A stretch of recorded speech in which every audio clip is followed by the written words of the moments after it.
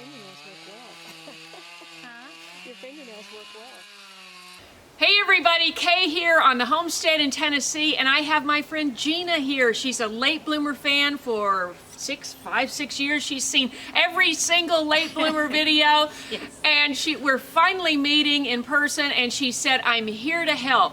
And I'm going, oh, fantastic. Where do we start? Oh, let's start in the kitchen. Let's organize the kitchen. Oh, no, let's organize the garage. No, let's organize the shop. Well, we've got a lot going on, and we're going to have a great interview with my friend, my wonderful new friend that we just met, Gina. So tell me about the t-shirt. Well, I believe in faith over fear. Yeah. I was taught that as a child growing up on a tobacco farm. Yeah. And when I saw this t-shirt, my husband's a big Bruce Lee fan, and I wanted to get it for him. And I was going to give it to him, but when I got home, I couldn't give it to him because this is me. This is my t-shirt. Yeah. Well, tell me about faith over fear. Growing up on a tobacco farm, I was taught never to be afraid of anyone. You needed to stand up for yourself, and if you were in the right, God was going to have your back and you would be victorious. And I live by that every day, all day long. So I'm Gina, and I live in North Carolina with my husband James, and we have a Great Dane named Belladonna Dew, because our kids are grown and have their own families, and now she's our baby. Before we had our Doberman Xena Warrior Princess, and she was 11 years old and passed away, and that was the dog that my husband waited 26 years to get because I wouldn't get one as long as my kids were at the house. Then when Xena passed, my husband said, you get to have the dog of your dreams. And when I was a kid, I always wanted a Great Dane, and my parents wouldn't let me have one. And now we have my Great Dane, Belladonna Dew. She's a year old now, and she stands about this tall. And I take her with me to my grandson's soccer games, and everybody loves her. The difference between the two dogs is stark. The Doberman, very aggressive and very protective, and the Great Dane has no aggression whatsoever and is just a big bundle of love for everybody. But I bet if somebody saw a Great Dane out in your front yard, they'd be reluctant to take it on. The delivery drivers won't come up in the driveway. They park at the gate and then get my attention because they've seen the dog in the yard, and they won't come in unless they know I'm there. Yeah. She's put away. When I graduated high school, I wanted to join the Army. My father was a Marine, and they were starting to let women in the service, and that was my thing. I wanted to join the military service. Nobody wanted me to join the service, so I wound up going to college. When I got to college, I was not prepared for college. I had grown up in a very protected place, very protected home, small scale. College was a big world for me, and there were too many decisions to make, and I didn't make them all right. And so what happened was I escaped. I secretly joined the Army, didn't tell anybody until it was time to go meet the bus. And I remember my mother being so heartbroken because I didn't tell her in advance, but I did let her drive me to the bus station. And that started my Army experience. How long did you stay? I got through basic training, miraculously got through basic training, then went on to advanced training in Arizona, wound up meeting my husband there, and my life took a totally different direction. So I didn't stay in the Army long, but then I became a dependent of an Army soldier. I see. Tell me about your fingernails. Show them to me. So Okay, so after years of sacrificing myself to my kids, my family, extended family, home, and all the things that women have to do, I don't have to do all those things anymore, and this is my reward. They're not glamorous, they're just, I do whatever I want in my nails.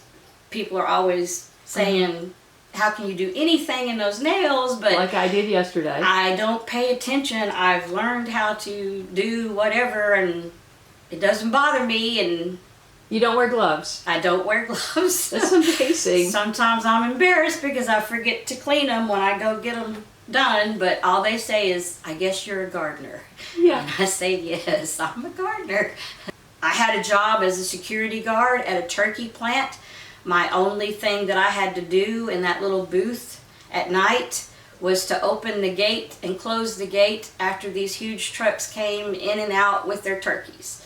And that was my only job, my only responsibility, nothing else. So there were long periods of time where I was sitting there with nothing to do. And when I learned that I could access YouTube videos on my phone, I started looking into YouTube videos. My first one that I came across was Off Grid with Doug and STACY. I loved what they were doing. It was fantastic. I binged watched them for a while. And then I saw Kaye's visit with them. And that's what led me to Late Bloomer. And oh my goodness, I watched every single video of Late Bloomer. That was just the most awesome series on YouTube that dealt with gardening at the time. And I still go back and watch Late Bloomer videos because Kaye's video presence, her photography, sense of photography, her artistry. I since found out that she used to be a former dressmaker, made her own clothes. I mean, everything about Kaye is things that I have done before. Mm-hmm. My mother was a quilter. Mm-hmm. Yeah. At what point did you think you actually might meet me? I had no idea that I would ever meet Kaye until she moved from California and came to Tennessee, my stomping grounds, and then found out that she's a home girl. I'm from Kentucky. I grew up between Murray and Mayfield, and this is not far away from that. That's awesome.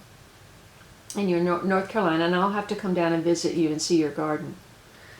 I'm still a struggling gardener. Well, we all are, because it's a lifelong process, and it changes from season to season. You have different bugs, you have different problems, and it's never the same. You learn more, you learn how to deal with more stuff, but you never know what you're going to be dealt. My husband and I are working on the infrastructure for our gardening. I don't have tractor and implements, so we're doing raised bed gardening. It takes time to set those up. It takes time to get the soil right. We're adding a wooden frame, cattle panel, plastic DIY greenhouse soon. You think you'll get that done this winter? I'm hoping to. Mm-hmm. And overwintering things. I need a place where I can start seeds in the spring and overwinter stuff. Yeah. And it doesn't have to be very big. So we're going to use 2 cow panels, do a wooden frame up about 3 feet or a little further, whatever level I need for the counter space, because that's where the counter space would go. And then up above that will be the big panel and plastic over top of that. In the beginning, hurricanes were taking trees down, so instead of cutting them up, we would pull them where we wanted them, cut one in half for the ends, fill it with dirt, and get started with raised bed gardening, because I didn't want to spend money to do. You do have to spend some money for amendments, but I wanted to spend low budget. This is low budget gardening. Yeah, it's very important. We need that. All the tips on low budget gardening we can get right now. You know. I do have some knee issues, and my son has committed to. We have a handicap ramp on the back porch because I took care of my mother.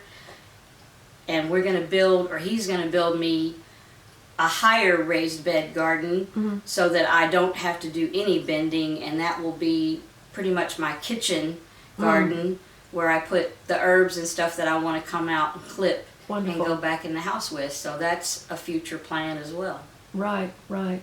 And you were someone who actually took their mother in, and she stayed with you till she died, right? My mother was in a car wreck and was confined to an electric chair.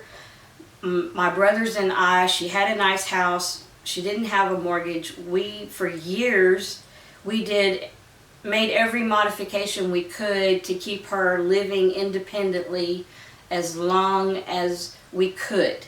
My husband and I planned that.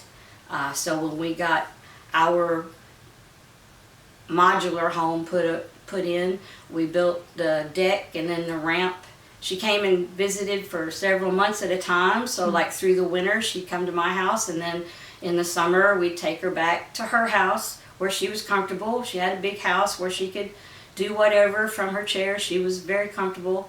But then if she got sick or had problems, I'd go get her and bring her back to my house. We did that for several years, and then finally she had to move. And how long did she stay until she died? She was with me for 10 months. Okay. And it was great. I transferred all of her paperwork and got her into the right doctors in North Carolina and took her to all of her appointments, and she was thriving at my house for 9 months. Right. When I was younger, as a teenager, I wasn't fond of my mother. She said things to me. I didn't like my mother. I didn't want to be around my mother. As years went by and I became a mother, I started understanding why she was so tough on me. And She made you tough. Yes, that's it. I began to appreciate that she and my father created me to be a very tough person. And the things that I was taught were very relevant to me every day of my life. And so my attitude about my mother changed, and there was a lot of forgiveness involved. And the 10 months that we spent, we were able to create a really wonderful relationship. And it was tough being a caregiver for someone, even someone that has partial mobility and is able to do some things, most things for herself. It was still challenging. There were challenges all the time, every day. But we created a new relationship working through those challenges, and we had space and time. Riding to appointments, we had space and time to really just reconnect and get to know each other better and laugh about the same things. And I wouldn't trade anything. I wouldn't trade it for anything, what we were able to reestablish between us. Great. Thank you. Hello, late bloomer fans. Is that good? You were great. That was awesome. I'm going to be a celebrity in my hometown. No, not.